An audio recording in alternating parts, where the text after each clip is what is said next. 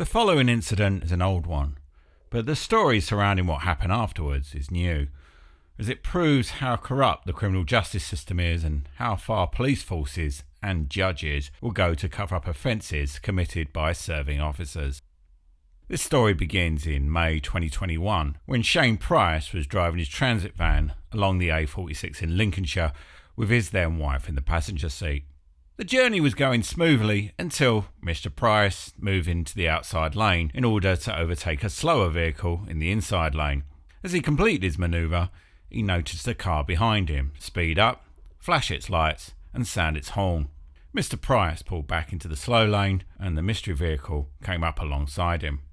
Unbeknown to Mr. Price, the driver was Police Inspector Jonathan Mellor, driving his own private vehicle. As Mellor came alongside Mr. Price while driving at considerable speed, he took out a mobile phone and snapped a picture of the transit van. Mr. Price had no idea why Mellor was driving so recklessly, nor why he was taking pictures of his vehicle, so he responded by flashing his lights. Jonathan Mellor took this as an opportunity to up the ante and further his grievance. He pulled onto the hard shoulder and Mr. Price duly followed, pulling up behind him. When he encountered Mellor, and from the way he was dressed, he assumed he was a security guard or a doorman, and Mellor did not reveal until much later that he was a policeman. At this point, Mr. Price's wife took out a mobile phone and recorded the incident.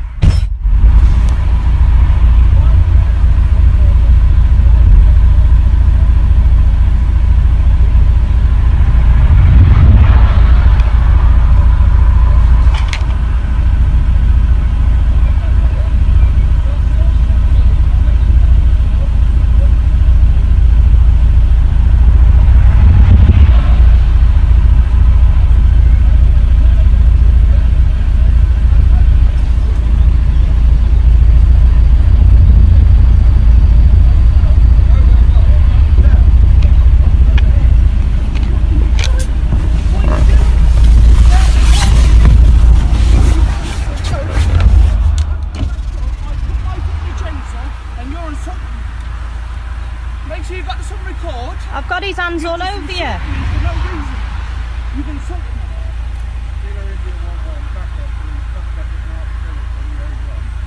It's the A46 phone. You're on your phone recording it. All I'm asking you is that's dangerous. No, I tried to cut over and you had your indicator on. Right, you're on my phone. Please, can you let go of my phone? Can you just let go of my phone? Alright, I'm on the fence. Can I get off from it? I've got a bad foot, mate. I've got a bad foot, look. I've got a bad foot, please. I'm begging you, you're hurting my foot. You shouldn't have done that, mate. Very, very dangerous.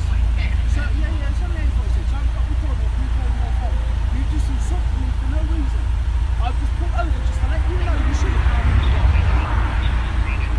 I don't care.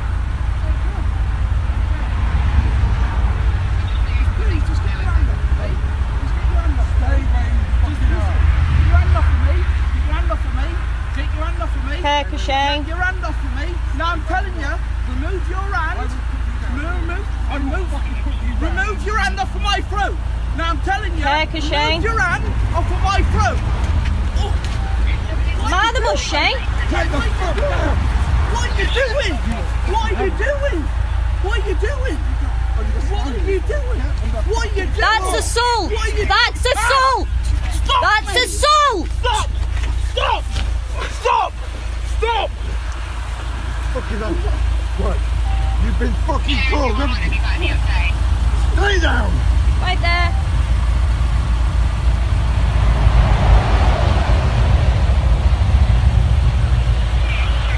Can I have the police, please? No. I never It's pushed you. emergency, please. Remove your hand off me. I can't breathe. We're on the I can't breathe. I can't breathe. Get up. I can't breathe. Get off me then. Get off of me then. Well, I can't if you're on top of me. I can't breathe. There's a guy, I've got it on I video. can't breathe. I can't breathe. Get on. I can't breathe. He's tried to ram into the back of him. They're driving very dangerously. I'm suing you. I'm suing you. I'm suing you. just assaulted me for no reason. Clothing. I've got it all on video. He's assaulted my husband. He stood on top of him. He's got him pinned up the I'm floor. not moving, mate. He wasn't You're even running moving. me I've on got the it all floor. on video. Please hurry up. Make sure you got us on record. Make sure you record him. Between Newark and Lincoln, he's got my husband pinned up the floor and he's in a Ford car. You just hit me for no reason. He's punched my For no husband in the reason. face for no apparent reason. He wasn't even moving and he's very aggressive and very assaultive. Can you just hurry up and get here, please? Because this guy's very, very aggressive and very assaultive. It's very scary.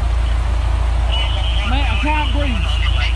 Please, just stop putting the pressure on me. I can't breathe. I'm asking you, please. And he's aggressive and very Please, I can't assaultive. breathe. He's got my husband Yes, pinned up right. the floor. I He's can't got his breathe. hands around his throat and he couldn't breathe. Make sure you Yes. record it. Make sure you Got it, record don't it. worry, hello, I'm happy with that. Alright, thank you. My name's Sherry. We're in a yellow truck, we can't miss it. This guy's literally punched my husband in the face and hit him very aggressively and he kept asking nicely to get off the phone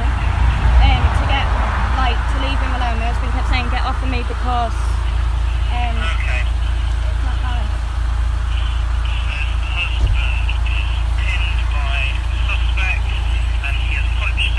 Yeah, he's punched him in the face. I've got the lot on video. He was driving whilst playing the phone. My husband had the indicator on to push across the lane because there was a car that he couldn't get in front of. The car was driving very slowly. He started taking photos and videos as he's For no driving. reason. You've just assaulted me. my husband for no All I reason. asked you was why you was playing your phone while you was driving, and then you assaulted me. So that gives you the right to play on your phone. Dangerous, mate, what we've done, obviously, trying to consult him because there's a car in front of him driving very slowly. That's 6 penalty points and a £200 fine for playing on your phone. He was playing And now his you phone as just he was said driving, you was taking and stuff. photos So of my me husband obviously couldn't whilst you over was to driving. alert him of the danger, basically. So, Shane, S-H-A-N-E. And I've got it on video. Can you get me out, please? Price. Hang on a minute, yeah. Yeah. It's the 3rd of February 2001. Now, it's a shame that the passenger stopped recording at this point because she would have captured how dismissive the arriving police were of anyone else's version of events other than Mellor's. When the cavalry arrived, they refused to watch the video that Mrs. Price had captured. Instead, they assisted with what was clearly a vindictive and unlawful arrest. One officer placed a knee on Mr. Price's neck and handcuffed him, while another laid on the police's retrospective excuse of justifying an unlawful arrest. I can smell cannabis. Mr. Price was then forced to take a drug test, which of course came back negative. No matter, as the police arrested him anyway for assault. Prior to searching him, he told them that he had a miniature penknife on his keychain that he used at work for cutting binding ropes. It was a bladed article that fell well within the legal limits of a non-locking 3-inch blade. To the police, however, it was an opportunity to justify the malicious arrest, with one female officer exclaiming, "An offensive weapon. Excellent." Mr. Price was then re-arrested for possession of a dangerous weapon, placed in the van and carted off to Lincoln Station. During this time, a conversation was caught on body-worn video between the arresting officer, PC Key, and the female officer. PC Key stated, "I'm not going to believe him over the inspector," and "use of force-wise, I think Johnny will be alright, provided Mr. Price assaulted him first, in fear of immediate violence." It's clear from this conversation that the arresting officer knew full well that the arrest was malicious, and they're already conspiring to get their story straight so they could charge Mr. Price with assault on an emergency worker, an indictable offence that carries a 2-year prison sentence. Back at the station, they entered the fictitious version of events onto the custody log.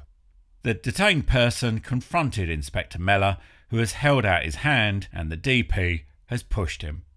Had the custody sergeant bothered to glance at the video, he would have seen the truth of the assault, but instead he authorised Shane Price to be locked up in the cells for the night. The following day they finally interviewed him and subsequently released him without charge. It took a full week before anyone bothered to examine the mobile phone footage, and only after an official complaint had been made. A chief inspector came to the conclusion that, far from Mr. Price being the aggressor, Inspector Mellor had physically escalated the situation. Furthermore, it was concluded that his behaviour potentially amounted to gross misconduct and a criminal assault. It was recommended that Inspector Mellor be removed from operational duties pending further investigation. Interestingly, not a single one of the uniformed cockroaches who'd assisted Mellor in the unlawful arrest suffered any investigation, let alone any sanctions. Instead, they all scurried back into the shadows where they belonged and prepared to backtrack all the perjured statements they'd made after the arrest. Inspector Mellor was interviewed under caution by a police investigator. During that interview, he denied using his mobile phone while driving, despite, on camera, admitting it at the roadside. And he denied assaulting Mr. Price, despite it being caught on camera. His preferred defence was the police's go-to excuse when physically assaulting innocent members of the public: self-defence. Mellor's phone was never seized, never analysed, and he duly deleted the image that he took from his phone, facing no comebacks whatsoever for what was clearly an attempt to pervert the course of justice. Once the investigation was concluded, Inspector Jonathan Mellor was charged with common assault and all allegations dropped against Mr. Price. Justice at last. Not a chance. Because police officer privileges don't just stop with the police force, they continue all the way to establishment judges in the courts, because the powers that be know how to get the outcome they prefer by wheeling in judges especially picked for the occasion. And guess who tried Inspector Jonathan Mellor? Tan Ikram. Remember him? I certainly do, and so does my friend Ben Whitehead, as Ikram was the first instance judge who refused to issue summons against PC Robbie Jephcott, another errant cop with a passion for road rage and fitting up drivers for crimes they didn't commit. I've covered this story extensively in a number of videos on this channel, and I've added links to them in the description. As we found out much later, Ikram has long form for excusing the criminal behaviour of police officers. In 2019, Ikram cleared PC Bodie of assault after she tasered a police race relations advisor in the face when he refused to give his name to her on the street. Ikram stated that the prosecution had failed to persuade him that PC Bodie was not acting in self-defence. In 2021, Tan Ikram excluded key evidence from a trial and then acquitted 2 British police officers who had brazenly flouted COVID quarantine rules by taking a 3-day holiday to Romania. And on top of all that, he's a bit partial to terrorist sympathisers. Tan Ikram, and he presided over the case of the 3 women who joined a pro-Palestinian march very shortly after the October the 7th atrocity. There he is. And they were found guilty of supporting a proscribed terrorist group, Hamas, because on the back of their jackets they had paragliders, pictures of paragliders. Of course, Hamas used paragliders to cross the Israeli border and commit their October the 7th genocide. So they're found guilty of this offence. The judge basically said, well, he didn't basically say it, he did say this. He said, well, you've learned your lesson, there won't be any punishment, but don't you do that again. Subsequently, he is a Muslim, but that shouldn't necessarily be a factor in our discussion. But he has been found to have liked social media posts, one saying that Israel is a terrorist country. Exposed in the media, Tan Ikram claimed that he'd liked the post accidentally. He even launched his own private forensic investigation, who also concluded that he'd liked the post accidentally. Regardless of this waving of magic wands, the mere fact that tweets of this nature showed up in Ikram's feed should have been cause for concern. But instead, the judiciary closed rank and gave him nothing more than a formal warning, thereby ensuring that their beloved multicultural pet project stayed fully instated in his job. On the 11th of May 2022, Ikram tried Inspector Jonathan Mellor at Nottingham Magistrates Court, assessing the evidence in the way that he does by ignoring it completely. Not that there was much to assess anyway, because prior to the prosecution, Lincolnshire Police lost PC Jonathan Mellor's interview tape, including all radio transmissions made between him and other officers during the incident. and as Mellor had already deleted the image he took, all allegations of dangerous driving were dropped. Instead, all he faced was a common assault charge. During the trial, Mellor denied losing his temper at the roadside and told the court that his punch to Mr Price's cheek was not delivered with full force.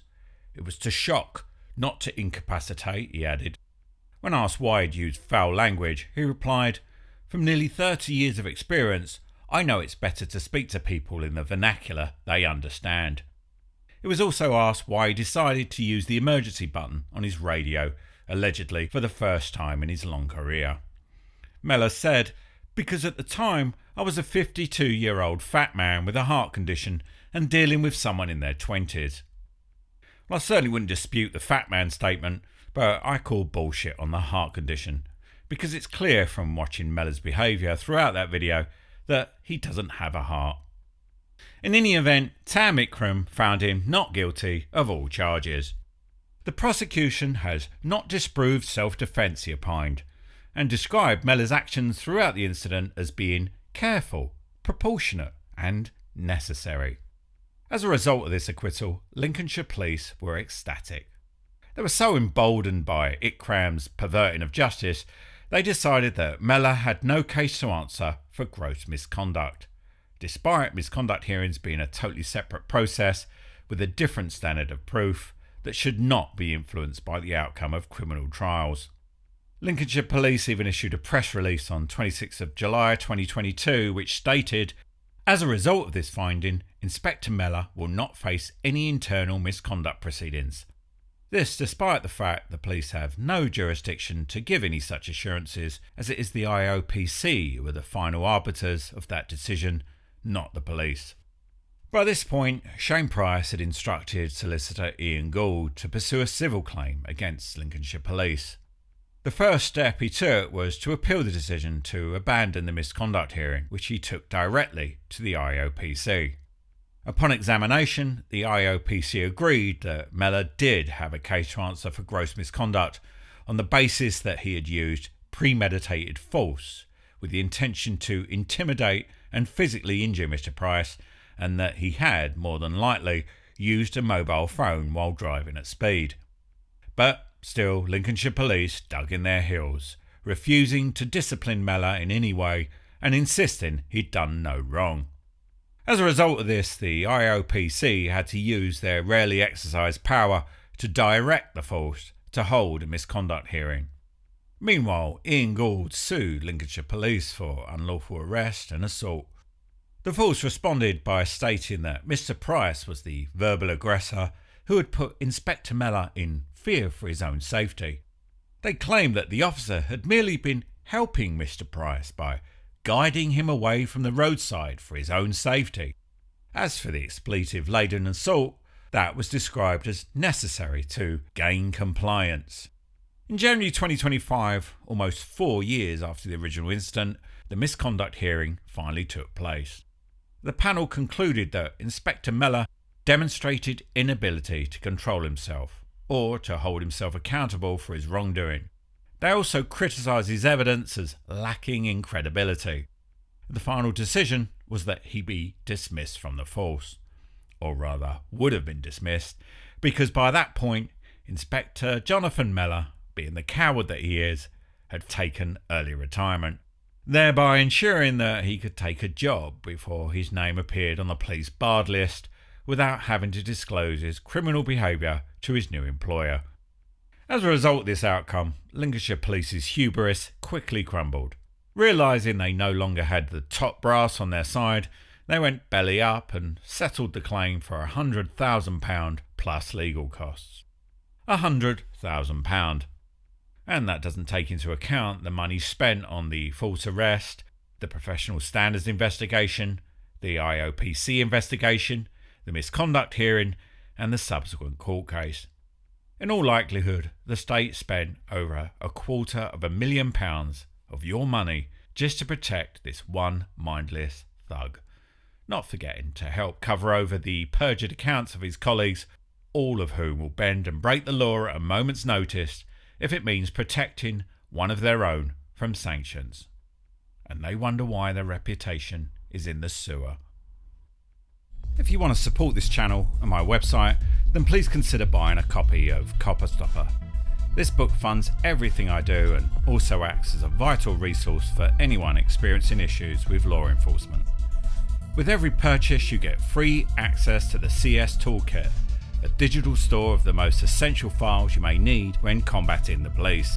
It contains hundreds of documents, including free ebooks, case law, codes, practices, rules and regulations, all of which are referenced within the book. You can purchase the book exclusively from the Copper Stopper website by following the link in the description. Thanks for watching.